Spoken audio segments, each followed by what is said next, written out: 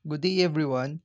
Meron sana akong gustong i-share sa inyo 'no, etong, nabili kong battery and siguradong magugustuhan niyo rin 'to. So tara, simulan na natin.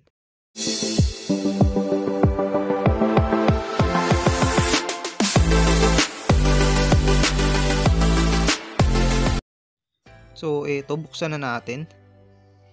Eto siya, LBF nga pala yung brand niya and 21700 model. So bumili lang muna ako ng tig 1 pair para i-try. And bibili ulit ako soon kasi nagustuhan ko naman yung performance niya, no. By the way, ito nga pala yung 18650 model, 3200 mAh. Ayan siya. And yung kinagandahan pala nito, meron silang charging port pareho, no. At the same time, pointed top na din sila.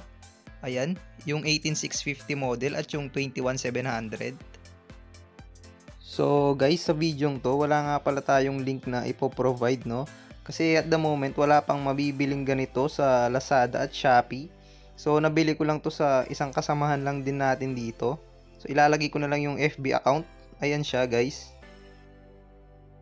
Mag-direct message lang kayo sa kanya, no? Kasi siya lang yung makakatulong sa inyo and sa kanya ko rin nabili to. Yung napansin ko lang sa battery to, no, parang mas malakas yung output nila kaysa sa stock battery ng mga binibili nating flashlight. Ito guys, as you can see, meron siyang charging port. Ayan. Parehas yung 21700 at 18650 model. At the same time, meron din siyang built-in protection circuit. Ayan, para sa overcharge and over discharge protection, no. And yung pinaka the best dito, pwede na rin siyang gawing power bank sa mga mobile phone natin. So ayan, meron kayong makikitang type C in and out. Ito siya guys, ito yung masasabi ko na pinakamaganda sa battery to na ginawa nila, no, o yung special features nila.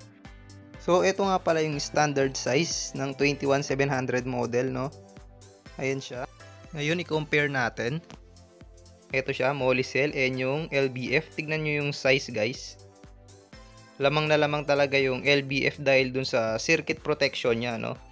Kaya masasabi ko na hindi siya pwedeng gamitin sa lahat ng type ng mga flashlight natin. So ngayon yung 18650 model naman yung i-check natin. As you can see, napakalaki din ng lamang niya sa size, no. Etong isang green battery, standard size to ng 18650. Ayan, at yung LBF, medyo mataas-taas yung lamang niya. So, ngayon guys, ipapakita ko sa inyo yung power bank function niya. Ayan, tignan natin kung talagang legit na legit ba. Una nating susubukan itong 21700 model, no. So, ito, subukan na natin siya gamit tong phone, no. So, brand nito Infinix. Ayan, dito natin siya susubukan.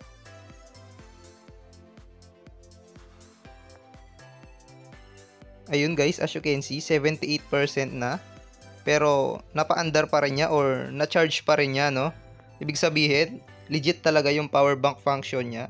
So kung nakabili kayo ng LBF battery and hindi nag-charge yung phone na china-charge nyo, ang ibig sabihin, malaki yung possibility na fake yon. Ganun lang siya guys. So ito yung palatandaan ng legit, no? Ayan siya. Ngayon sa 18650 model naman, 3200 mAh. Tingnan natin kung kakayanin din niya yung ganitong level ng battery ng phone. Kung ma-charge pa ba niya. Ayun, umandar ulit. 79%. Kanina, 78%. So, ngayon, 79% na. Ibig sabihin, talagang nag-charge siya, no? Sa napakaikling oras, 1% na agad yung naidagdag niya. Pero wag kayong mag-expect na kaya niyang i-full charge guys. Ang maganda lang dito, may maaasahan tayo sa oras ng emergency. Ngayon, capacity test muna tayo, no? Unahin natin tong 18650 model. Ayan siya, 7%. At 38 mAh na yung pumasok sa kanya. And nakaset yung current niya sa 1000 mAh, no? 3.39 volts and 2 minutes pa lang siya. 2 minutes charging. So, ito siya. Ayan. And mamaya, no, ipapakita ko sa inyo yung full charge level niya or yung status niya. So, abangan na lang natin. A few moments later. So guys, eto sa wakas full charge na siya, no? Ito yung status niya. 100%, 3,153 mAh. So aabot talaga siya ng 3,200, no? Kasi kanina nasa 7% pa yung natitira niya. So kung sasagarin natin yun, kaya niyang umabot ng 3,200. So ito yung full charge status niya, no? At 4.20 volts, 3 hours and 19 minutes siyang naka-charge. And ngayon yung 21700 model naman yung subukan natin. Thumbs up sa 18650 model, guys. So guys, ito na nga pala yung 21700 model, no? Hindi siya magkasya dun sa charger ko na Lito Kala M4, kaya minanual charging ko na lang siya or ginamit ko na lang yung charging port niya, no? Ito yung charging status niya. Ayan, as you can see, nagbi-blink siya while charging. Ito guys, meron siyang kulay blue na LED. Ayan, yung nagbi-blink niya, no? And assume na rin natin na true rated din to, katulad nung nauna na 18650 model. Kasi once na hindi siya naging true rated, so malaking impact yun sa company, no? Sa LBF company, kaya assume na rin natin. And base naman sa testing ko dun sa Acebeam E75, makunat naman siya, no? Umabot siya ng almost 4 hours sa high mode bago na low bat. And okay na sa akin yun.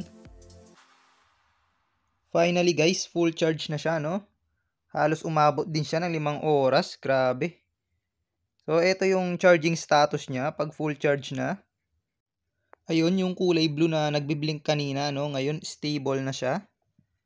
Ito guys, pakita ko sa inyo.